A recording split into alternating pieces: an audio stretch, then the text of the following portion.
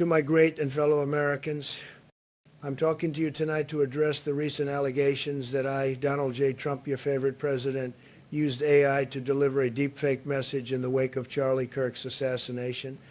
And to that I say congratulations to Brittany McClintock of Detroit, Michigan, a finalist for the Presidential AI Challenge. Brittany's presidential address generator has a wide range of applications like freeing me up to play more golf, and I need to practice. I somehow added 2 strokes to my handicap last week. What happens when 3 high school friends reunite during a Trump apocalypse? I'll tell you what happens. They do a podcast, little buddy. Brittany McClintock rules. You are watching Generation Exile.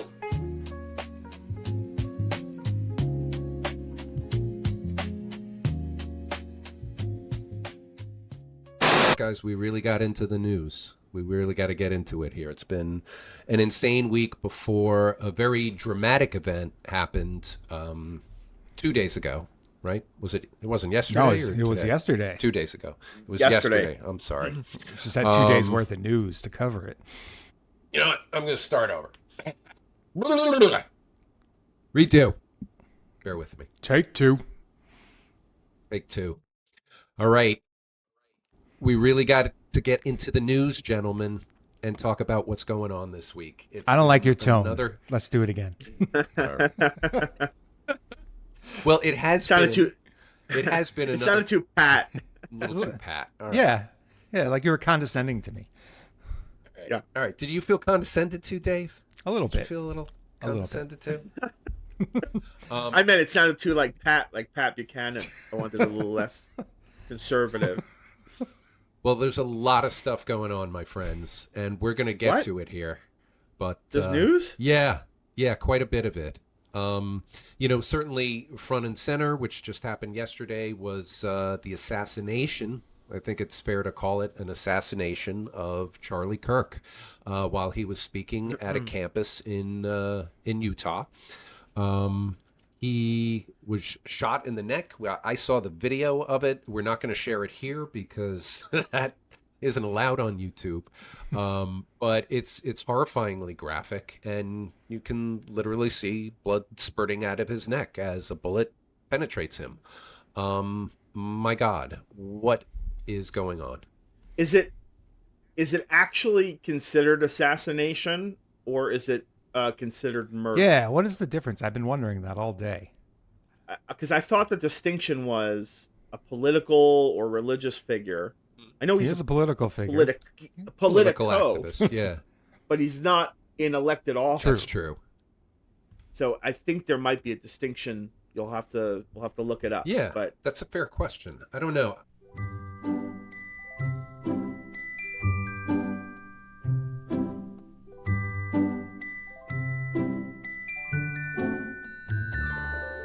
That doesn't minimize the horrible happenstance that we all witnessed. And you're right. I hate the internet. I mean, Twitter, that close-up, like the wide shot was shocking enough to see Charlie Kirk get shot from on the top of a hill, but that there was like a 1,000 cameras recording it, including a very close-up one. It had almost like video game violence, it was gross. You don't want to see anyone killed that way. I watched it against my better judgment. That's amazing because you are squeamish. Yes. Well, I will tell you, I didn't sleep well last night. But no, it was horrifying. It was like a scene in Kill Bill.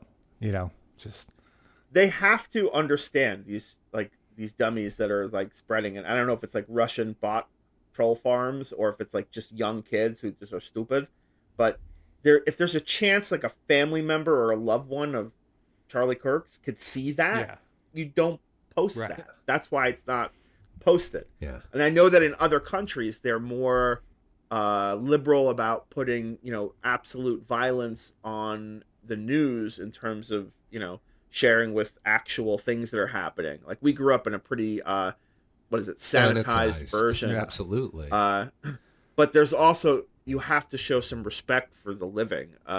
And where you stand on Charlie Kirk is irrelevant. This is a horrible thing. He had a wife and small kids. He's got family, I'm sure, parents and everything. So they don't need to see that. Absolutely. No one really needs to see that. Absolutely. And where you stand on Charlie Kirk is absolutely irrelevant. Just as it's irrelevant where you stand on the Minnesota lawmakers who were killed earlier. What was that, a month or two ago? And a couple months all ago. the other like 3 months. Yeah, back in 3 June. months. Yeah, and all the other political violence and other violence. The one thing, I saw these so close together. There was the Charlie Kirk video, which is so disturbing, and I recently saw the Ukrainian girl on the subway train, who there's like seconds of video of her getting stabbed to death, and then you watch her slump over and die, and this is super horrifying too. We should probably identify people when we talk about them, like Irina Zarutska is the Ukrainian woman who was stabbed on the train. Thank you. And Melissa Hortman was a representative, a lawyer, former Minnesota state rep who was murdered just 3 months ago, just for news accuracy. Ukrainian Absolutely. girl was pretty accurate, I gotta say. It was my best recollection. I did not recall her name. Not a shred of untruth in that. Certainly what I do recall and will have a hard time forgetting is just watching this poor girl in those moments. After she gets stabbed, she's confused. She can't really see what's going on. She doesn't know what just happened to her. And indeed, we as the viewer don't know until, she starts to slump over to the side. It's like it's snuff week on X. Yeah, exactly. It's just Too like many. To see both those things in like 1 week is just too much. No, but the right, of course, has an over-the-top reaction to this, and I know at least one congressman. I'm not looking to steal your thunder, Jeremy. Congressman or woman said something to at least someone on the left. You guys own this. That was good old Nancy Mace. Oh, thank you. Well, she said Democrats own this. Anna Luna from Florida said you caused this. Yeah, and there was another congressman, Onder, I think his name is, who also squarely put the blame on the left or Democrats. That's been the sort of the response to this assassination or murder, however we're going to define it. And what's really should be noted is, as of this recording that we're talking right now on, it's actually September 11th in the evening, they have not caught the suspect. That's right. So any further discussion we have about who is responsible is conjecture. Yeah, absolutely. And just that. Where we're at now is they found the rifle, which was a Mauser 30-06, and it's commonly used in hunting. It's not especially militarized.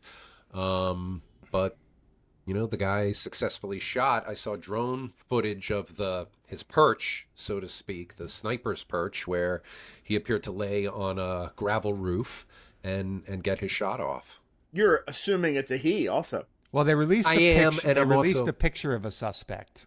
I saw that, yeah. Which wasn't an especially helpful picture. No, but I will say, first of all, I had to roll my eyes in disbelief, and it could be true, but just it seemed too pat and perfect and copycatish.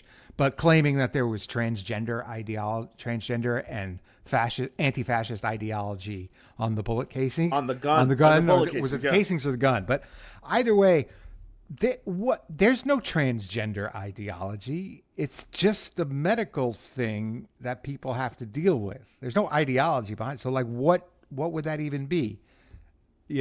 And also, didn't Luigi do that when he took down the United Healthcare? Is this copycat, or did they just say, like, let's. Well, let's review the sources of the story. The first mention of it came from Steve Crowder, who I'm not sure if you're like well versed on the fever swamps of right wing maniacs. Yeah, this is a guy who's like, there's right wing maniacs like Tucker Carlson or Glenn Beck who are serious and they make crazy statements as right wing maniacs. And then there's right-wing maniacs who are like doing shtick, like kind of laughy about it. Like, hey, it's the Steve Crowder show. And then they say they're maniac shit.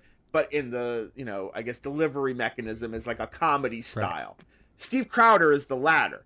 So, but he's not my also, source for this information. It was the Wall Street Journal. Yes, but he broke the story before the Wall Street Journal. Oh, did he? So it was super sus as fuck. All right.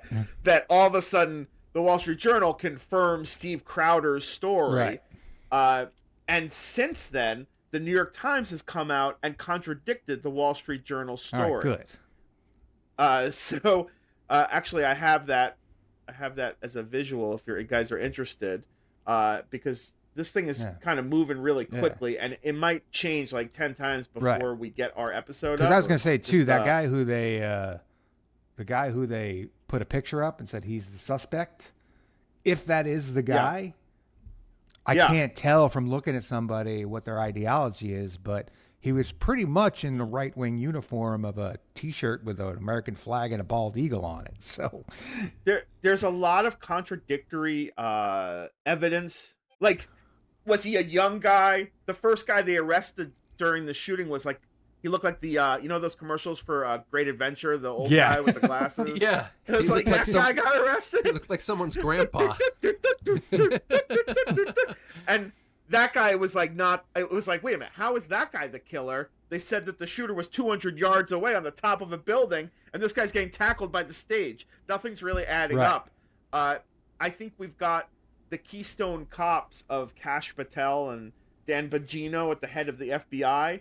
And if you were following the story, well, first off, in front of me, New York Times is now saying the Wall Street Journal report that the engravings of transgender anti-fascist ideology on the recovered weapon has not been verified. Okay. Right. And they've subpoenaed Steve Crowder and his show to find out who leaked from the, what's the organization, the ATF? Mike, help me out with the acronym. Alcohol, tobacco, firearms. Yeah, thanks, Dave.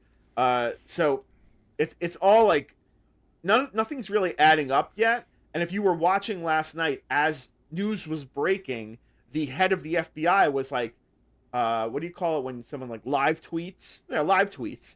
Like, we just apprehended the suspect. He's now in custody. And then subtweeting, we released that suspect. It was not the... And it's like, what are you doing? Like, why don't you run the FBI, like, instead of your blog? Right. Like, what... You're giving us bad information. Your job is to find the goddamn suspect, Cash. Right. Not to, like, fucking update all of the, like, angry right-wing Twitter people. Like, yeah, that's what happens when you hire the head of the FBI from, like, a fucking, blog and podcast host. He's simultaneously running an investigation and trying to get his engagement numbers up. Right. Like, you think he's counting retweets and like that kind of shit? It's ridiculous. So it's very possible that the suspect picture that's been released by the FBI is not even the suspect, but you are right. It's like a young white dude in like an eagle, an American flag T-shirt, which, the right kind of conspiracy theorists were like, well, that's his cover. It's like, well, maybe the gun with the trans stuff was his cover. Yeah. Why is he covering it at the site of the shooting, but afterwards he's not covering it? And why didn't he leave the gun to be found at the site where he abandoned it? Why did he schlep a gun away from the scene when he was fleeing and then leave it in the woods to be found? Nothing makes sense. None of it adds up. It all sounds like a bunch of bullshit. So if Kash Patel was like the Jessica Fletcher on Murder, She Wrote, every episode would end with like the case is not solved and him saying, oh, it's Hunter's laptop. What if this was Columbo? We'd already know who did it. We just need to know how he did it. Exactly. So you can't. And now I heard Kash Patel and Dan Bongino are heading to Utah to personally handle this investigation. Oh, I feel better now. So. Right. They'll get. Is Dan to the bottom of this. Is Dan Bongino's new co-worker going with him? His equal. Right. Do they have to share one seat on the plane? They split one rental car and have to drive for 3 hours together. We kind of jumped into the sort of ridiculousness of the investigation. Right. Yeah. It should be said that nobody in this show has ever condones political violence. Absolutely That is not. across the line, not how any of us roll, and not how anyone should roll. No. And it's really frustrating that the immediate reaction to this was a right wing, I guess, meltdown. I understand it's emotional. People on the right love this Charlie Kirk guy. He sort of was responsible for the youth movement of Trump, and it's a lot of them knew him personally. So they went on very raw and emotional last night. But the first thing that a lot of them did was identify the left or the Democrats as the murderer. Right. Yeah. And that's irresponsible. And that's not just like random yahoos. That's like primetime hosts on Fox News. That's people in Congress. And it's the president of the United States. Right. That's who's identifying the murder suspect who's not been caught yet as the Democrats. Right. No, not even as the murder suspect not been caught. There's no evidence of any kind about any kind of ideology, any kind of motive, any kind of anything. And it's so infuriating to watch them. The performative outrage, because I don't even think, yeah, they're upset, but the outrage that they perform for us to see is so patently offensive. Nancy Mace's fucking Democrats own this, like shut the fuck up. You give town hall meetings where you congratulate everybody for packing heat. You go and name and shame bathrooms where, you say this is a restaurant that has gender neutral bathrooms. She's encouraging people, not saying it with words, but she's out there every fucking day saying inflammatory shit and getting people riled up. And then to just, I got really pissed off when I saw her. And then, I was gonna say I appreciated Lauren Boebert for at least sticking with the thoughts and prayers thing. She just wanted an out loud prayer this time. You know what? It's not just the kooks that we know of. Here's an example. That's the mom from Everybody Loves Raymond. It's like normies also, right. If you want to honor Charlie Kirk, don't resort to violence like the Democrats and the left. It's like, what? Wait, huh? That's the mom from Everybody Loves Raymond. See, and this is one of the real tragedies is that, I had to listen to Everybody Loves Raymond. No, we all, the three of us, we abhor violence, and we absolutely repudiate the idea of using violence to silence a political voice. That's not what freedom of speech is about. We tolerate even the voices, and especially the voices we disagree with. That's the whole point of freedom of speech. And while I would fight to the death for Charlie Kirk's right to speak and be heard, it's sad that something like this isn't bringing anyone together. It's continuing to tear us apart because conditions are so set for division and partisanship that that's the primary lens through which most people are experiencing this phenomena. Instead of looking at it and saying, hey, why are so many fucking people getting shot all the time in places they shouldn't be? Right. Maybe we need to get really serious on both sides and address this somehow. It's not going to be an easy solution, especially because the weapon they used to kill whoever used to kill Charlie Kirk was basically a hunting rifle. Right. And we know those aren't going away. The Democrats at least are like, well, can we get rid of assault rifles? Yeah. Can we get rid of, weaponized things? Are we going to outlaw bump stocks that turn semi-automatic rifles into machine guns? It's a nuanced and in-depth conversation, and that is not the dialogue you see being exchanged these days. No. Let me try to right the wrong, because I put some thoughts down on what I think I admire about Charlie Kirk. Right. And that's not someone that I've ever said I admire, but let me say a few things here.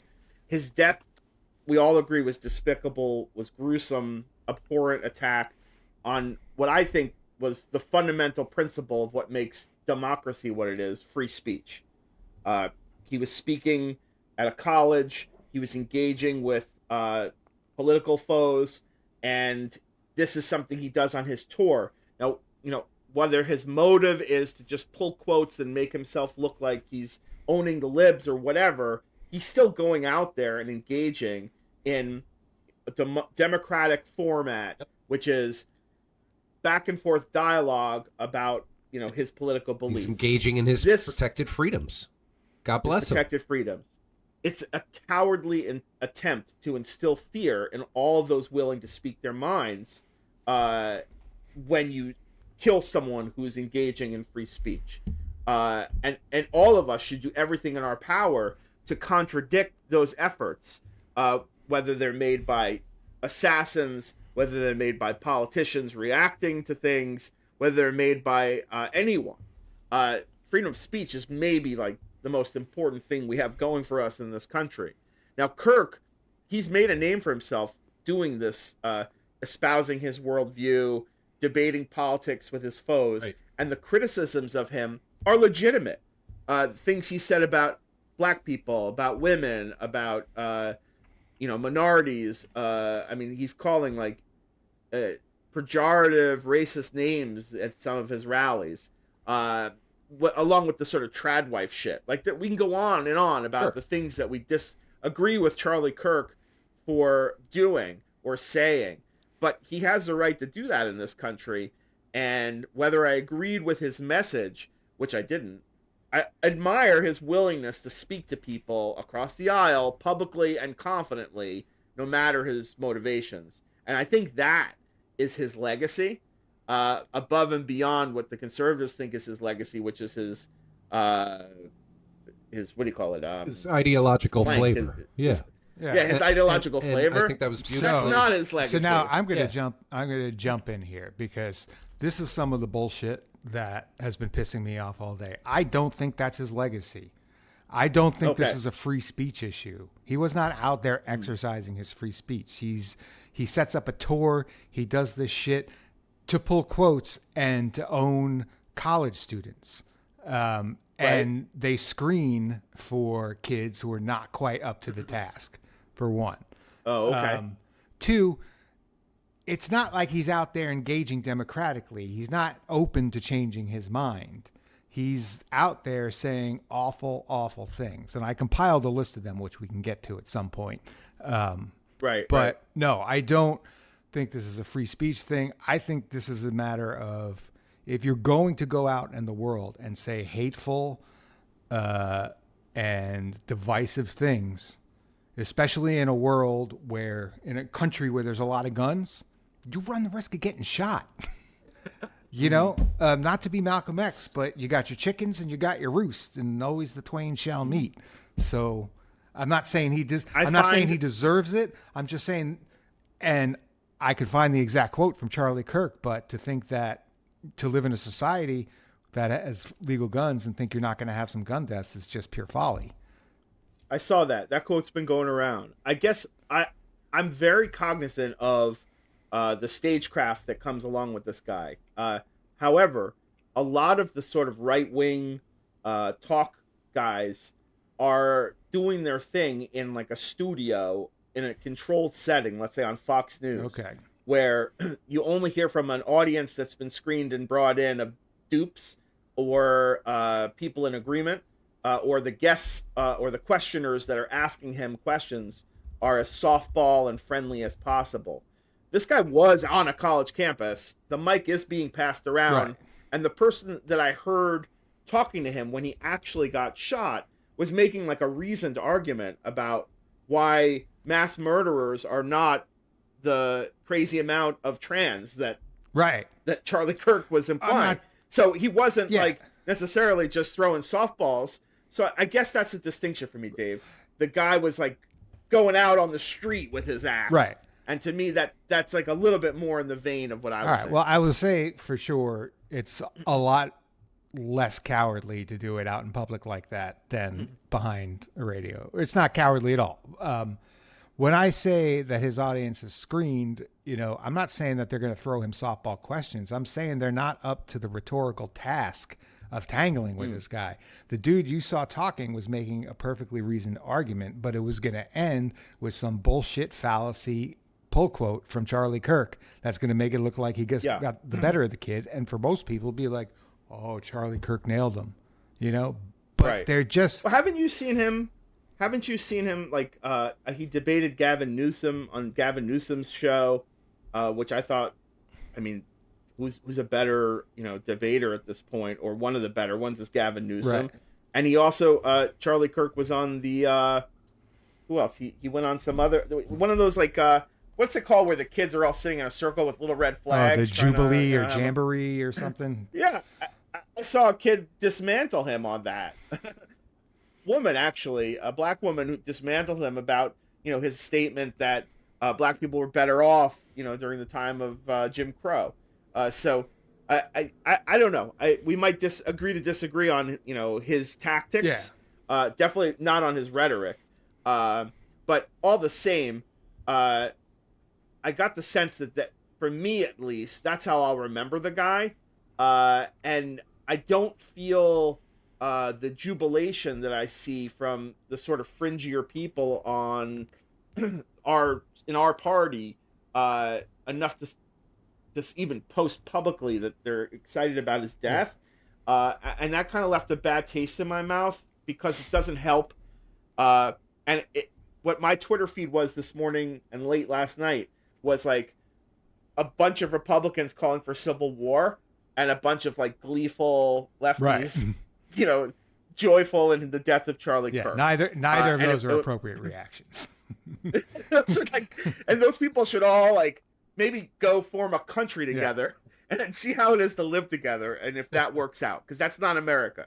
But the other thing is, I can't help but think of this guy's family, and I feel like you have to appeal to your better angels when there's like a murder, and even though this guy was like essentially callous when Nancy Pelosi's husband was hit with a hammer, I think he wanted to pay for the bail of the assailant. There's like real bad examples of him behaving like a buffoon in the face of someone's tragedy. We shouldn't stoop to that level. Yeah. We should show that world that you can be a better person. Yeah. Anyway, that's kind of where I was feeling. I would like to say that you can be a better person, but his family doesn't even enter into it. The fact that he has a family doesn't make him a better person, even though his ideology said it did. Right. We know how he treats his wife because he's very public about what women's roles are. And he said in one of those Jubilee things that if his 10-year-old daughter was raped and got pregnant, he'd make her have the kid. So, I don't know. The reaction, I think maybe we should dive in a little bit deeper on, because the accusatory statements that have been coming out since his death are blaming all sorts of people for all sorts of different reasons. Right. The Jews, trans. I have a few examples I could pull up for you guys for funsies. I saw some Mossad conspiracies going today. There's a lot of that. Oh, this was the one that I think you guys, Mossad you and Mike will appreciate. Yeah, you'll appreciate this one the most. Did you see this one? Charlie Kirk being assassinated is the American Reichstag fire. It is time for a complete crackdown on the left. Every Democratic politician must be arrested and the party banned under RICO. Every libtard commentator must be shut down. Stochastic terrorism. They caused this. Now you see the automatic. Thorny. Yeah, I like the reply. You see the the reply is spot on, but you see this is like you see the irony in sort of saying, "Hey, this is the Reichstag fire," and then proceeding to say that you want to do the Nazi reaction to the Reichstag fire, or that you're the Nazi. Yeah. So that one was particularly amusing in a scary kind of way. And then the usual suspects, like Alex Jones, like, you expect this kind of thing from a guy like this. That's why I showed you the mother from Raymond. But Cold Blooded of Charlie Kirk is another psychotic trans activist, and the rifle was inscribed with radical trans language, which Dave, you so keenly pointed out what the fuck is radical trans Well, language. joke's on Alex Jones, because this was a false flag operation and they were all crisis actors. So Right. Well, you know what? There's been a lot said actually about the signals that the two gentlemen standing behind Charlie Kirk seem to be making. Almost baseball style, signals the umps would be giving, or the catcher would give to the pitcher. So the conspiracy swamps are on overload, that those two guys were in on it. That it was the same. One guy looks like the guy from Butler who was in the Secret Service for Donald Trump. There's no, shortage of just letting your imagination run wild with no information. yeah, mine did today. I had a whole elaborate, red string bulletin board of my mind, and all fingers pointed at Donald Trump. So, but I have no proof of that. I have nothing but a flight of fancy that my head took. And so what I did not do was post about it. Here, someone took the time to make this montage of the reactions. Oh, good. Libs of TikTok is that from a Hasidic woman who hates gay people. Yes. This is war. Here's a Trump guy, Joey Manorino, Democratic Party classifies domestic terror organization. I don't know who Brian Eastwood is. The shot heard around the country. I'm ready for civil war. Just trying to, pick out some of the fun ones. There's the Reichstag guy. Yeah. Gunther Eagleman's another. Hey. They said he was like a Russian, paid for. And of course, we can always count on Laura Loomer to chime in with something like, "It's time for the Trump administration to shut down, defund, and prosecute every single leftist organization." If Charlie, so this was before we knew he died. If Charlie This was Kirk before, dies from his but injuries, his life cannot be in vain. I should point out that 2 days earlier, Laura Loomer was accusing Charlie Kirk of being a spy that backstabbed Donald Trump in very violent rhetoric. So it's kind of ironic that she's in there as part of this list. Interesting. But I guess the chief among them is Donald Trump. He's the president of the United States, and he should be putting out the fire, not fanning the flames of it. And so far I've seen both his statement immediately following the death of Charlie Kirk, the murder of Charlie Kirk, was to blame the lunatic left. And also today he came out and echoed the sentiment. It's the radical leftist lunatic left, and we're going to take care of them, however that is. Well, so he's bound to exploit this as a political opportunity. And I'm sure he's thrilled to have the conversation be about something other than, say Jeffrey Epstein and Epstein. Can I shift the conversation to Jeffrey Epstein, or are we still talking about Charlie Kirk? Well, before you shift, the speech that Trump gave yesterday about Charlie Kirk, he was sort of standing there with his hands kind of like this. Can you see? Our audience can see. Yeah. And it was pointed out that at some point his hands moved in an AI weird, deformative way, not replicatable by my hands here. So stop looking at them. And do it, Jeff. Do it. They're suggesting that was an AI response that was created, fanning more, conspiracy theories. But it's hard to argue. I analyzed the tape as an AI expert, someone who's made hundreds of Donald Trump AI videos. Right. I feel like I'm the guy that you call in for the forensics on this one. Yes. and I absolutely will say that it looks like AI. His hands do. I would say that the lip sync and his delivery up top was very realistic, but I know VO3 and other Google products are allowing you to match track to video, and I'm sure the White House has the latest toys, so I wouldn't be surprised. So you think they're just covering up his bruises and shit? Either covering up his bruises, or they did some AI to edit his take because he was too sleepy or too strokey or droopy. Right. Like at the 9/11 memorial he went to at the Pentagon today, there's footage of him where his mouth is like over here. I actually have photos. 1 second.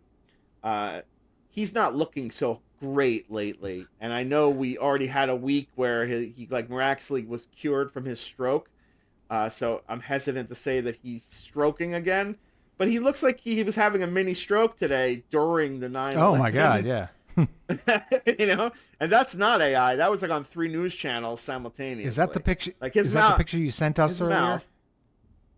mouth. No, that was another picture that was taken. But his mouth looks like it's fallen off of his mouth. Yeah. Like it shouldn't be over here. It should be over here. Yeah. So is that Bell's palsy? Is it he's a face droop? Is he having these mini strokes that we talked about? The TIAs you called them, right? Is that what they're called, Dave? Yeah, I'll tell you, I've so- seen Bell's palsy, and that ain't Bell's palsy. Okay. Yeah, might That's just be legit. an unfortunate photo moment. I mean, No, it wasn't a photo. It was video. that was video. I saw the. Yeah, there's video of him where. Maybe we should call up the video. Hold on a second. Now, since you've decried. I was going the to say, photo- but even in that split second, it's pretty hard for half your mouth to go down like this while the other half is in normal. That's a pretty Yeah. stroked out face. This is right. Wait, I gotta find the 911. Here it is. It's so easy to find stuff on the internet. Well, now here's a good time to sing my parody that I wrote last week. Oh, you're different. Yeah. Yeah. Feel free. 1 second. Let me call up the video. Share. Just remember that I can't sing. Sharing. No, that's all right. And by the Can way, you see everything? yeah. Yeah, I'm going big. There you go, Dave. Have you I muted it so you All can right. sing. Have you heard the news? Donald's health is poor. Hasn't said a word in a week or maybe more. The man is old and the man's run down. Will we finally be rid of this orange clown? 'Cause he's had different strokes. He's had different strokes. He's had different strokes, yet you rules the world. Yes, he does. That's all I got. Very nice.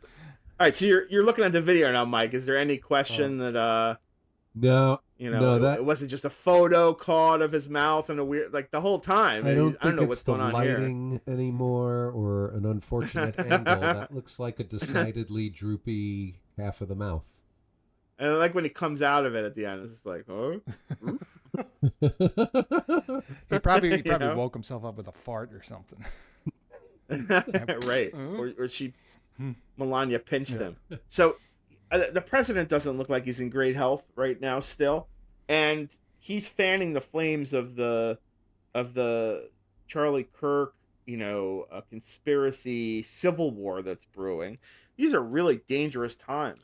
We haven't even talked about your favorite subject, Russia droning Poland, which Trump is excusing, and like there's so much going on right now. Yeah. We could do our news for like 10 hours. We have. I we was have thinking. I was gonna say we have the flashpoints for both World War I and World War II happening simultaneously. There's like a Franz Ferdinand situation happening here, annexation of Poland Right. over there. It's fucking Yeah. bedlam. I would throw World War III in the mix there too. With Well, the, I think we're- right wing. Yeah, I'm just saying the world. Sorry, go ahead, Mike. You were saying. I was gonna say we got to keep calm and carry on, but yeah, what was I gonna say? I still want to talk about Trump's Jeffrey Epstein letter. I don't know Sure. if this is such old news that nobody gives a rat's ass anymore. No, there's so much Epstein news happening too. I don't know. Have you seen? the I saw an article in the Atlantic that had a whole bunch of entries from this same birthday book, and they're all equally Yes. creepy. Yeah, the birthday book is creepy, and then they released 18,000 pages of Epstein dialogue that was, him and just Giselle, however you want to pronounce it, talking about the case and what they should and shouldn't say, in 2003. And then the United Kingdom has fired their ambassador to the U.S. for his relationship with Jeffrey Epstein. This all happened today. Yes. So Yes. But there's no wonder Trump is doing everything in his power to avoid talking about Epstein. But I had to take pause. I'm kind of a visual thinker, and this I couldn't help but admire the creativity that our president demonstrated. When Can he I put tell this you? Together. I agree with you. It made me a little mad, actually. Like, why can't you channel this kind of energy into Yeah. something good? This little whimsical So- display could. I was with you guys when they showed the original picture that they thought was the picture, and it was like giant boobs. Yeah. But then it was pointed out to me that this is like a young girl, and then I became less enamored with this as a piece of creative art. Oh, it's I don't mean to be a wet blanket. But... It's completely repugnant in its subtext, which we're all thinking when we read through it. I'd like to partner with one of you to do a dramatic reading. Whoever's got the chops. Dave. All right, I'll do it. I can. All right. I can do the Jeffrey Epstein Queen's Jew voice. So I'll be the voiceover. Okay, and I'll be Donald.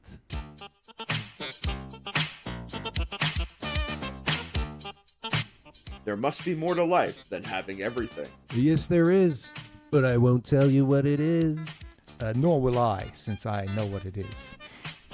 We have certain things in common, Jeffrey. Yeah, we do, come to think of it.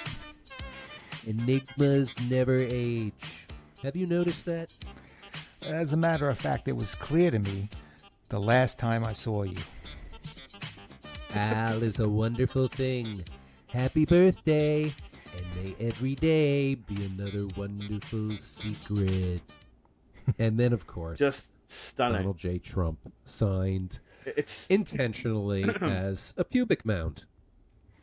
It's stunning that this guy has secrets, and he's writing it on a young girl's body, and that this, you know, the sound out from everyone, Congress people, was it's not his signature when he signed a billion things with the same signature.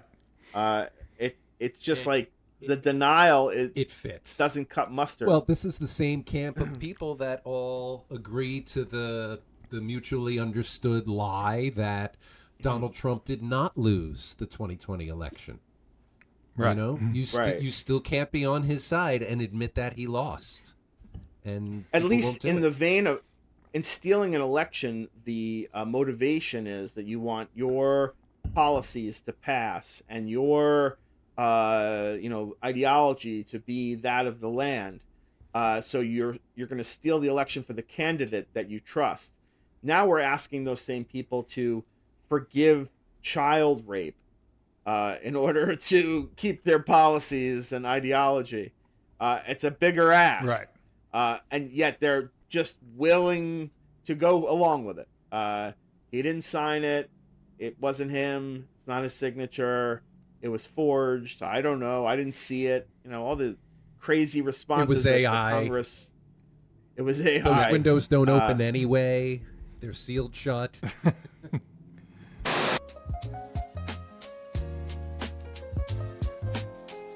You are watching Generation Exile. I really hate that sad loser, Mr. Neuberger. Who, me?